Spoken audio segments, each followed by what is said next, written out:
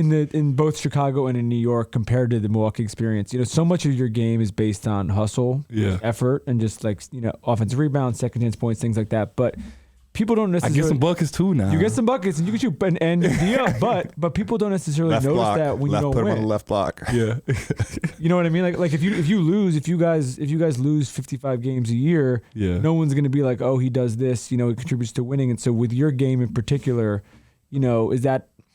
We always talk about like winning players in the show and guys who do things who maybe doesn't show up in the stat sheet. Yeah. And it's like you clearly are that, but it might be hard to show that on a team where like you don't have the right pieces around you. And like when I was on stinker teams and things like that, like nobody really cared about my offense. They were just like, oh, he can't play defense.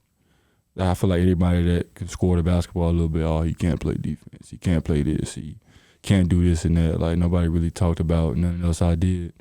And then at the same time, it's tough like to impact winning on teams that don't win. Like you try to impact winning, but it doesn't translate to winning. And then at the same time, shoot, it's just tough playing on teams like that because obviously I'm forever grateful for the experience. I'm forever grateful for the highs and lows that my career has given to me. Would never take any of that for granted because without any of that, I wouldn't know like what not to do in certain situations and things like that. But at the same time, I remember like sometimes on teams, like I've been on teams where like coach be like, don't shoot before the 12 seconds on the shot clock. Like what? What do you mean, bro? 12 seconds. I need to know who that coach is. Oh, yeah, you gonna say their name? I'm gonna shoot it for 12 seconds on the shot clock. I'll say some names. You just wink at me, okay? And then, shoot, I've been on teams where like, oh yeah, man, you're gonna play the first quarter and the third quarter. So like, what do you mean? We're gonna only play the first and the third quarter. So like, obviously we're tanking. So like, we're trying to get a high draft pick, and you get caught into that. So it definitely it's definitely tough, but at the same time, I love Coach Bud to death. I know some people don't like him and whatever for whatever reasons, but for me personally, like he brought the best out of Bobby. You feel me? Like he brought the best out of me. Like he challenged me differently in my NBA career. What I was always used to as a kid, like I was always used to a coach like pushing you and challenging you to do better, to be better than what you were. And I'm forever grateful for him for sure.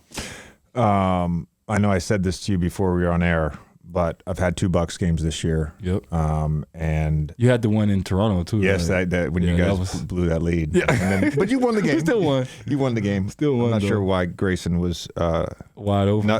Why he was nut tapping Gary Trent on a 3-point shot. Shout out to the Dukies. The Duke guys. No, but when I was with Bud, we get 10-15 minutes with every coach before the game, and I think it was the Toronto one.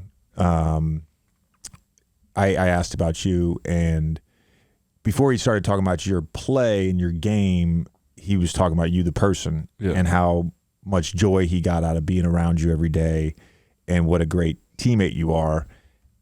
And going back to your point about your previous situations, again, no judgment here. Yeah. There's no judgment here.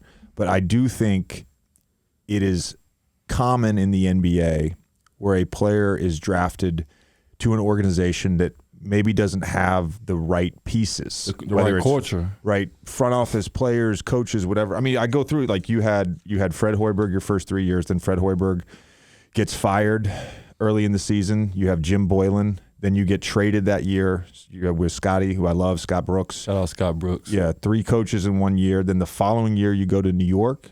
David Fizdale, you guys start 4-18.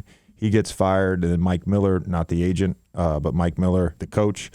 He takes over for the rest of the way. So it feels like coaches, I know what I'm saying. It feels like the journey to get to stability. Man, it's not always like this linear path, and it doesn't always happen right away. Man, it doesn't, man. And like you can't put a tab on the journey in the NBA. Like the journey is going to be the journey.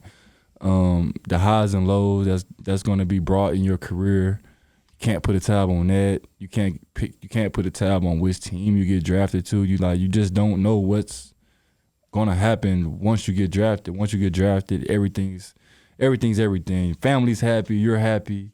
Your NBA dreams is finally reality, and then reality sets in, and you might get DNPs to start your career. Like, I didn't know what that was to start my career. Like, I'm like, what's a DNP? I've always like been one of the best players on my team. Like in high school, highly rated recruit, top 15 recruit, McDonald's All-American. Go to my college team, I'm starting. I'm player of the year. Get to the NBA, I'm DNP CD. Like, what is that? And then you have to work out after practice. I mean, after the game, sprint on the treadmill. Like, and then the culture might not be for you. It might not be a winning culture. So all the things that you go through throughout your career, I'm forever grateful for, because it definitely made me a better player and better person on and off the court.